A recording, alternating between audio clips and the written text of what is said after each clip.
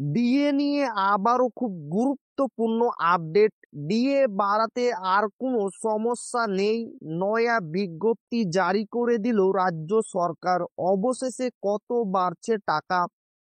তো ভিডিওটি 1 সেকেন্ডের জন্য স্কিপ করবেন না, পুরোটা দেখবেন। তো ভিডিওটি শুরু করা যাক। আর আপনি যদি এখনো আমাদের চ্যানেলকে সাবস্ক্রাইব না করে থাকেন তো অবশ্যই চ্যানেলকে সাবস্ক্রাইব করবেন এবং আমাদের পাশে থাকবেন। তো প্রথমে দেখেন, দিয়ে বাড়াতে আর কোনো সমস্যা নেই, নয়া বিজ্ঞপ্তি জারি করে দিল রাজ্য সরকার। অবশেষে কত বাড়ছে টাকা? রাজ্য সরকারি কর্মীদের জন্য সুখবর, দিয়ে বাড়ানো হচ্ছে না বলে দীর্ঘদিন ধরেই অসন্তোষ ছিল কর্মীদের মনে। অবশেষে এলো সুখবর। দীপাবলির আগেই সরকারি কর্মীদের ডিএ বৃদ্ধি করেছে কেন্দ্র সরকার। তারপর থেকে কেন্দ্রের দেখানো পথে হেঁটে একের পর এক রাজ্য সরকারি কর্মীদের মহার্ঘ ভাতা বাড়িয়েছে। এরই মাঝে রাজ্যে সরকারি কর্মচারীদের বেতন ভাতা বৃদ্ধি ইত্যাদি নানা সমস্যা হচ্ছে বলে দাবি করা হচ্ছে। চাকরি শেষের পর পেনশন প্রদানেও সমস্যা হচ্ছে বলে দাবি করা হচ্ছিল। এই আবহে এবার রাজ্যের ট্রেজারি অ্যান্ড অ্যাকাউন্টস দপ্তরের কমিশনার এবং পেনশন ডিরেক্টরেট সবটা পরিষ্কার করলেন।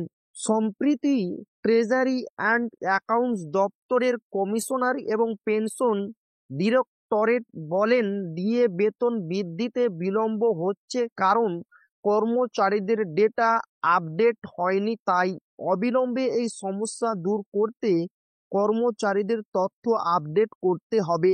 ইতিমধ্যে রাজ্য জুড়ে বিভাগীয় প্রধানদের এই বিষয়ে নির্দেশ পাঠানো হয়েছে বলে জানা গিয়েছে।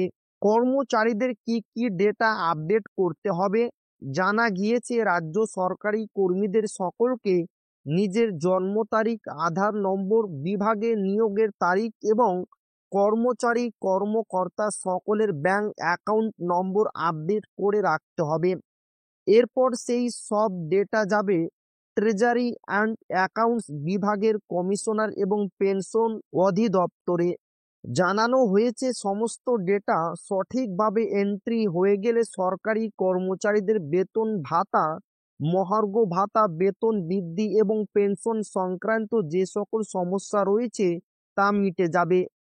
আইএফএমআইসি পোর্টালে সরকারি কর্মচারী ও কর্মকর্তাদের সমস্ত রেকর্ড রাখতে হবে বলে জানানো হয়েছে। সকল রাজ্য সরকারি কর্মীদের ডেটা আপডেটেড থাকা প্রয়োজন। পরিষেবা রেকর্ড সংক্রান্ত নির্দেশনা জারি করে বলা হয়েছে যে পরিষেবার রেকর্ড বজায় রাখার দায়িত্ব সংশ্লিষ্ট অফিস প্রধানের। ইন্টিগ্রেটেড ফাইন্যান্সিয়াল ম্যানেজমেন্ট ইনফরমেশন সিস্টেমের ডেটাবেস তৈরি হচ্ছে, যেখানে রেকর্ডের ভিত্তিতে ডেটা আপডেট করা হয় নয়া পদ্ধতিতে।